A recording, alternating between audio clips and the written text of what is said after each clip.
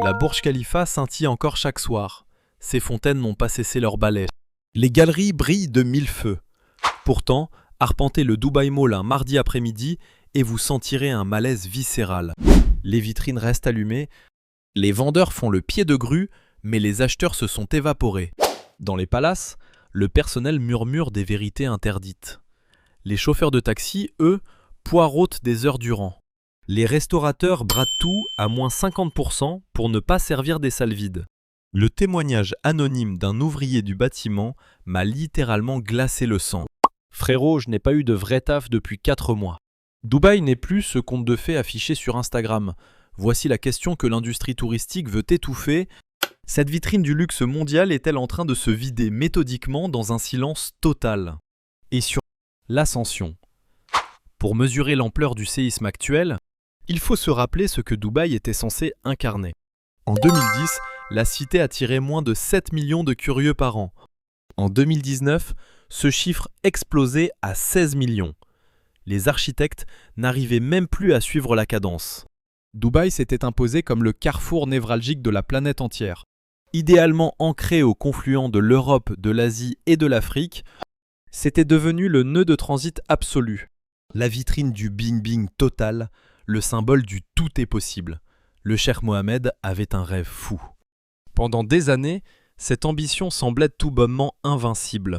Dubaï affichait fièrement le gratte-ciel le plus haut du monde, le plus vaste centre commercial et l'aéroport international le plus fréquenté du globe.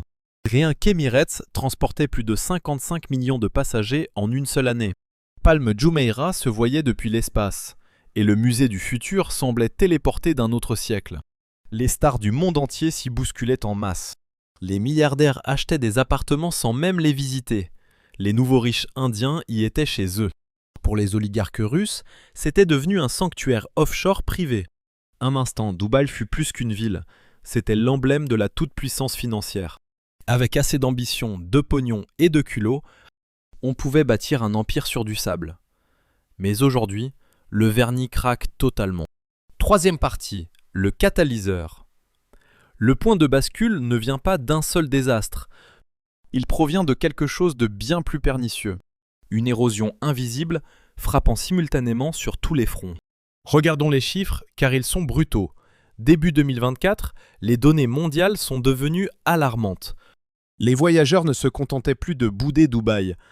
Ils évitaient carrément la destination. Le taux d'occupation des hôtels, jadis à 80%, s'est mis à dégringoler. Les vols tournaient au ralenti et l'Office du tourisme a dû sabrer ses prévisions par 2 fois en douce. Et puis, le déluge a frappé. En avril 2024, Dubaï a subi les pires pluies depuis 75 ans. Le monde a assisté au naufrage de cette vitrine dorée. Ce joyau technologique s'est transformé en piscine géante. Des boulevards à prix d'or se sont retrouvés totalement sous la flotte. L'aéroport, cœur du trafic mondial, s'est arrêté net. Des centaines de vols ont été rayés. Des milliers de passagers sont restés coincés dans les terminaux comme des naufragés. Mais voilà ce qui a réellement brisé le mythe. Ces images virales ne montraient pas uniquement des routes submergées. On y voyait des Lamborghini et des Range Rover enlisés dans une boue épaisse et saumâtre. Des halls de résidence ultra luxueuses se transformant en véritables piscines publiques, dévoilant une métropole soi-disant futuriste, totalement désemparée et ridicule face à une banale averse. Sur la toile, personne n'avait le cœur à rire. Le doute s'est installé. Si Dubaï coule sous la pluie, que cache-t-elle d'autre derrière ces façades? Cette interrogation a ouvert une brèche désormais impossible à colmater. Quatrième partie, la face cachée de l'iceberg. C'est ici que le tableau s'assombrit, bien plus encore, car l'inondation n'était pas le vrai poison. Ce n'était que la partie visible du mal. Derrière le faste de la vitrine dubaïote se cachent des failles structurelles profondes que la machine marketing tente de camoufler à coups de milliards. Premier constat alarmant. Le coût de la vie est devenu proprement délirant. Entre 2022 et 2024, le prix moyen des loyers à Dubaï a bondi de plus de 40%. Un simple 2 pièces dans un quartier sans prétention particulière revient aujourd'hui plus cher chaque mois qu'un logement équivalent à Londres ou New York. Les expatriés, qui représentent plus de 88% des résidents, plient bagages en toute discrétion. Pas de coup d'éclat, Pas de révolte, ils s'en vont, tout simplement. Et le flux des nouveaux arrivants ne suffit plus à compenser ces départs. Quand les habitants ne peuvent plus se loger, qui va faire tourner les restaurants, les centres commerciaux et les palaces? Second point noir, le profil des visiteurs a radicalement muté et pas pour le mieux. Le miracle Dubaïote reposait sur 3 piliers. Les Russes, qui injectaient des fortunes colossales sans jamais compter, les grandes fortunes venues d'Inde, assoiffées de luxe et de shopping, et les baroudeurs occidentaux, ainsi que la classe moyenne attirée par cette promesse d'un luxe enfin abordable. Aujourd'hui, ces 3 moteurs sont à l'arrêt. Le tourisme russe s'est effondré suite aux sanctions internationales liées au conflit en Ukraine. Même si Dubaï a joué la carte de la neutralité en accueillant des exilés fortunés, la manne financière touristique a été lourdement impactée. Un hôtelier de JBR confiait « Nos étages étaient complets en hiver. La saison dernière, on les comptait sur les doigts de la main. » Les Indiens, qui constituaient la première source de revenus touristiques depuis des années, se tournent désormais vers une nouvelle destination, leur propre terre. Le tourisme local en Inde est en pleine explosion. Entre l'engouement pour Lakshadweep, la montée en puissance du Kerala et du Rajasthan comme lieu de villégiature ultra prestigieux, et un sursaut de fierté nationale privilégiant les destinations locales, les Émirats voient s'échapper leur public le plus fidèle. Quant aux voyageurs occidentaux, ils redécouvrent l'Asie du Sud-Est avec la réouverture de la Thaïlande, l'ascension du Vietnam et un yen japonais au plus bas, rendant l'aventure incroyablement accessible. Pourquoi dépenser 500 $ la nuit à Dubaï quand pour 150 $ par nuit à Kyoto, on s'offre une expérience bien plus authentique et mémorable? Troisième problème majeur, l'enfer climatique n'est plus un secret. En été, le mercure dépasse désormais régulièrement les 50 degrés Celsius, soit 122 degrés Fahrenheit. Les loisirs en plein air, les dîners en terrasse, les explorations extérieures, piliers de l'attractivité de n'importe quelle ville, deviennent physiquement insupportables 6 mois par an.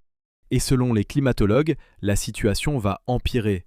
Pour une cité dépourvue de nature, sans forêt, sans montagne, ni patrimoine historique, la vie devient impossible dès que l'extérieur devient une fournaise. Qu'en reste-t-il au juste? Des galeries climatisées? Du déjà-vu mondial? Quatrième obstacle. L'envers du décor, c'est ce prolétariat qui souffre en silence. Ces immigrés sous-payés venus du Pakistan, d'Inde ou du Bangladesh, du Népal, des Philippines, bâtisseurs de tours et serviteurs d'hôtels, chauffeurs de taxi survivant dans une précarité jugée critique par l'ONU. Ils dénoncent des vols de salaire et des passeports confisqués. Depuis le mondial au Qatar, le monde scrute ces méthodes esclavagistes. Désormais, entreprises et touristes s'interrogent sérieusement en coulisses. Veut-on vraiment séjourner sur un tel calvaire humain?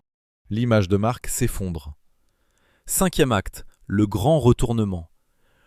Voici l'instant où tout bascule, un détail que les financiers ignorent. Dubaï ne fait pas que subir une chute du tourisme. La cité s'est auto-piégée. Sa neutralité était pourtant son pur génie. Elle mangeait à tous les râteliers lors de chaque conflit. Russes et Ukrainiens y cohabitaient, Iraniens et Israéliens y négociaient, Américains et Chinois y plaçaient leurs fonds. C'était la Suisse orientale. Peu importe les crises, les capitaux finissaient toujours par y affluer.